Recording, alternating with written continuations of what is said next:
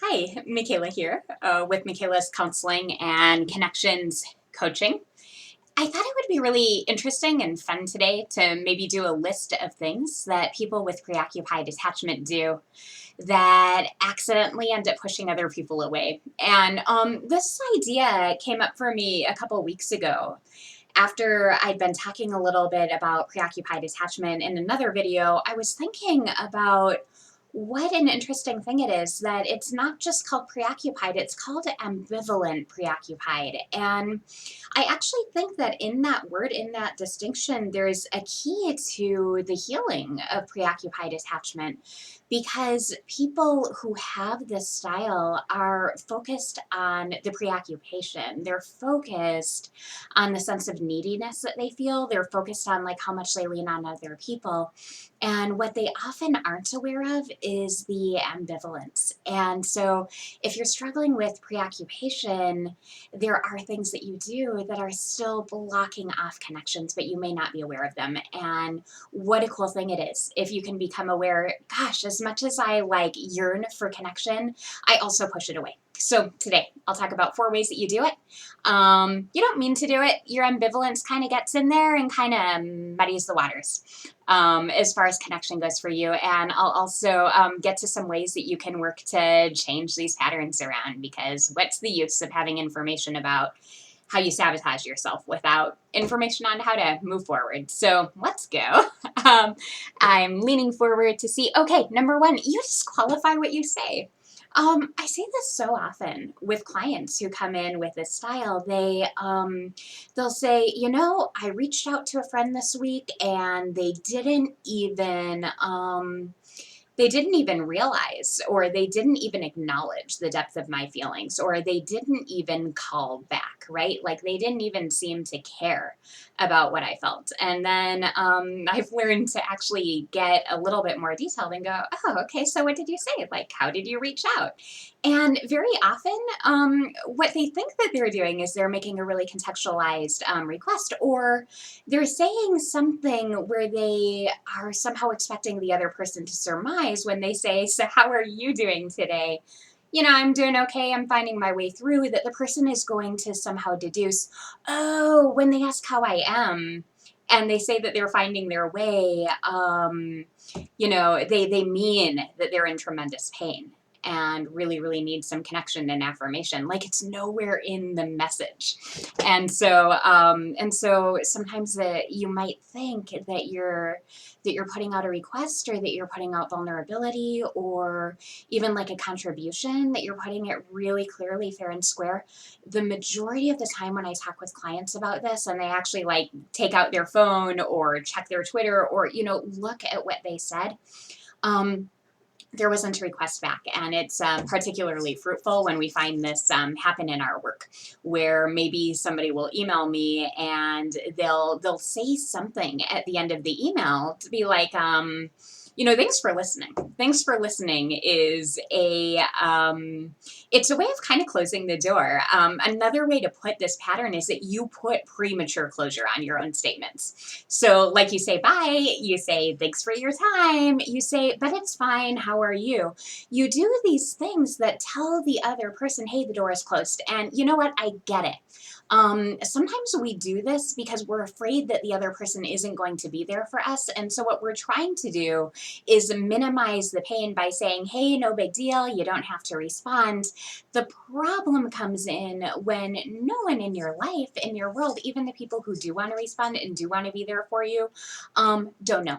So what's the reversal on the strategy? Like, how do you do it differently? Well, look at the clarity of what you're saying and make a more mindful decision. Make a decision about when you reach out to somebody. Like, is this somebody that's trustworthy? Is this somebody that's likely to respond? If I tell them that I'm struggling, like how much vulnerability is it safe to risk? And if it's somebody that you get the sense, or you have a history of them responding, if they know that there's actually like something going on, then be more forward about it. Make a request. Make a delineated request. What would be fantastic would be like a 15-minute phone call, or, could you send me back like a fun puppy meme, or like a picture of you and your cat, or like, something. And, you can start small. And that might give you a little bit of experience too with just reaching out with something, but make a clear request. And don't make us out here try to figure out like what you want. If you want something, if you're struggling, or if you're just writing a text out because you had a moment and you realized you hadn't talked to us for a while, like let us know a little bit more. And that's really going to help. The second thing is pushing other people away. It's a funny way that people with preoccupied attachment do this.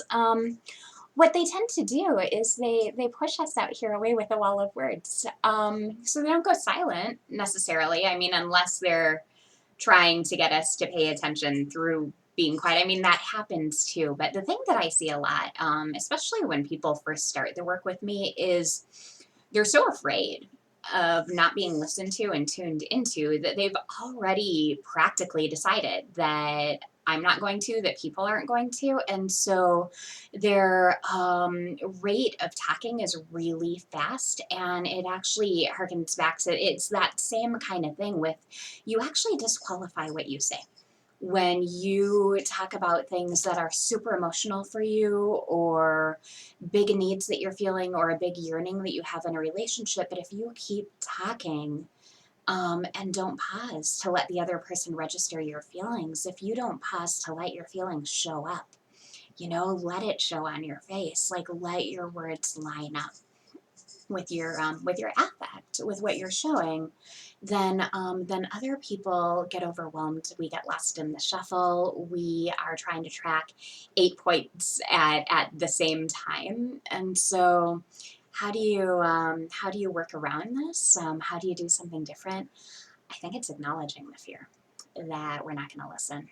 I think it's being aware that there's a way that you have of communicating that actually keeps us from hearing you. And I think it's maybe starting small, and maybe leave little pauses. Maybe try telling somebody about like one small thing that you're happy about, that you're sad about, and actually give them space and see if they'll come fill that space. Because the problem is, if you take up all the space in the room, or if you take up all the space in the conversation, you actually don't get to hear the other person's care. And worse, when you finally do pause or look at them, you might see glazed over eyes. And people with preoccupied attachment make a really unfortunate jump. They go, oh, well, I looked up 5 minutes in, their eyes were glazed over. Obviously, they don't want to hear from me. And that's most often not the case. It's just that you've been communicating in a way that precludes them from being welcome, feeling welcome into the conversation, feeling welcome to respond in it too. And so really, really important to be aware of that. And if you want to, with somebody safe, and maybe like with your counselor, if you're in therapy, this is a super cool thing to do. We love hearing things like this, by the way, is if you say, I heard this thing from this lady online, or I've been thinking about, sometimes I kind of use a wall of words or something. Like, I think I say a lot, but I brush past emotions. Like, have you seen that? Can you let me know? If you find me doing that, can you tell me if you get lost? This is really, really great because it's inviting other people now to really be connected with you. And it helps them feel collaborated with and respected. And also, if you frame it with people close to you as a habit that you have, it's, you can say, gosh, I've been realizing I get so scared that nobody's going to listen, that I actually speak so fast that people can't keep up. Like, can you help me with that? That's really a very lovely way of letting people know a little bit of what's behind that, and it might inspire them to help you pause. But you take responsibility too to work with noticing and interrupting that pattern as you can. It's going to be super helpful. You know what I did? I said that I was going to tell you 4 things, but I have 4 things written here, except that 2 of them are the exact same thing because I got too wordy on the first one. So we're going to sit here, and if you can imagine some Jeopardy music, I'm going to try and come up with a 4th thing that people with this pattern do that accidentally pushes people away. Okay, if I do the Jeopardy music, I can't think at all about what that fourth thing might be. Oh, you know what it is? You dim your own light. You actually have a really hard time showing up authentically, and actually I think that's actually the third thing. So I said four things. Two things collide, but I think I've really only been over 2 points. Isn't this fun hearing me? Okay. Talk about what I'm missing. I am thinking out loud as I go. So people with this attachment style, they also, it's a sad thing where very often you feel not only unmet in your pain and your needs, you also feel unseen in your skills. And there's a really good reason for that. And it's that you've learned one way or another that like the bigness of who you are, the power, the charisma, the smarts aren't going to be welcome, or that other people won't be there for you if you don't seem, I don't know, just a little bit needier than you are, just a little more helpless, and so sometimes you come to things with a lot of brilliance, except that you don't let people see it. And so we end up giving you help that ends up feeling really condescending because you're smart, you already know all that, right? Like clients with this style will come in and they'll be like, gosh, I just don't know what to do about this, and it'll be a minor thing. And I've learned that if I give the thing that's like the top results in Google, like what to do about this, or in every communication book you've ever read, they're going to wave it off. And the reason is that they already know. They're asking a question as a way of making a connection, but you have really good ideas. You have things to share. You have power, and very often people with this style, it's like the ambivalence slides in about really connecting as your full self, and so you end up shrinking yourself. You end up not really giving us like the full you to connect with, and people have a tendency to walk away from connections where they don't feel like it's like two full people in the room. And it's sad because you're feeling with this style, the part of you that has this style is like, well, gosh, maybe if I just bring half of me or a quarter of me, people are going to find that more manageable. Maybe if I just ask like super obvious things so that they can give me super obvious advice, that will let them feel needed and then they'll want to stay. The problem with this is even if it works, then it feels like you're one down anyway. And so it doesn't really work because you're not connected in a vital way. You might have contact, but you don't have connection, and these are not people that you objectively really, really want in your life. The people who love hanging out, giving, simple, obvious solutions to somebody who, doesn't seem to know what's going on. And by the way, I'm aware that sounds really judgy, and I don't mean it that way. And it's I don't mean it in a judgmental way or that it always goes to that extreme, but that people who really have learned to lean on their sense of helplessness or on their sense of ineptitude can end up drawing people where they end up in a relationship it's not a real relationship. It's a one down. And most of the clients who see me do this in way more subtle ways. And actually, another thing is that preoccupied folks do. Hey, maybe we have a number 4. Yeah, I think we've got a number 4. If you don't act helpless, you act like the helper. And so you're attuning to other people and what they might need, but it's actually it's kind of a both and. Like it can be a very caring place in you. I find people with this style are super caring. They're super attuned to other people. The thing is, you also have this learned vigilance, and you're still operating maybe a little bit off the assumption that I still have to give in order to receive. Like I have to get into people's lives through a side door. And so I have to be contributing, or I have to be attuning to them in order for them to maybe give me a scrap of attention for what's going on with me. And that's another one of those sad things where it's like you're really vigilant to other people, but who's paying attention to you? It's really, really lonely. So how do you work with that? It's really actually a very valid, legit thing to both ask for help and to give help. It's really important to balance those two ends of the spectrum, I think. I think if you're asking for help, make sure that when you do a check inside that it's not an answer that you already know. Like, just don't cheapen your own intelligence. Ask a question that actually inspires a conversation, takes things deeper, lets people into your thoughts a little bit more, so that you're still inviting feedback, but you're inviting a reciprocal conversation. And if your go-to is to give or to ask other people, are they doing okay? When you're not doing okay, like, find a way to bring more authenticity in. And I mean, most people with this style have been burned before by writing people from that full on, I don't know, like, some people look at it as kind of like an Eeyore place where it's like, nobody cares about me, which is actually, it's another sabotage. Hey, are we at number 5? I think we're at number 5. It's like this, it comes across as like a plaintive, kind of like, it can sound whiny, it can feel like a manipulation to get people to pay attention. And so, the answer to all these recent things I've mentioned about communication is to be authentic, to own your strength, own your struggle, say something that's going to be helpful. For you to get, like, have a request and have something that you're offering, invite yourself to come into some relationships with more richness, with more vitality, with more of your competence and more of who you are, and with clearer requests, and notice what happens. Now, if this feels really difficult to do, if you listen to this video and you're like, yeah, those are like brilliant tips, thanks, lady, like, how am I going to move past this? Like, it feels like this is just a pattern that takes over.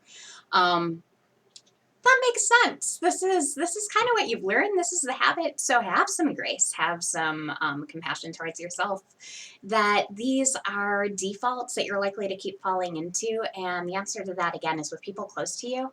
Have some conversations about these defaults, and, like, let them help you find your way out of these patterns.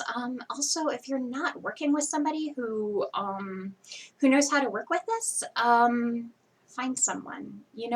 Talk with somebody who can help you navigate these moments. Extra, like, bonus points if you find, like, a counselor or a coach who can point out what you're doing with them in the moment that both draws them in and pushes them away. That's super helpful feedback. And unfortunately, we live in a world where most people don't give it. Most people quietly distance. Most people take our word for it when we say that we're fine, or, they glaze over when we give, like, more words than they can handle. Whatever your struggles are, most people just don't have the really the knowing or the realization, or don't know that there is an invite in some relationships to have these conversations about what you're doing that sabotages you. So enlist friends if you can, or, yeah, notice if there's somebody in your world that you could maybe just bring up one of these, like, patterns to, see if they can help you.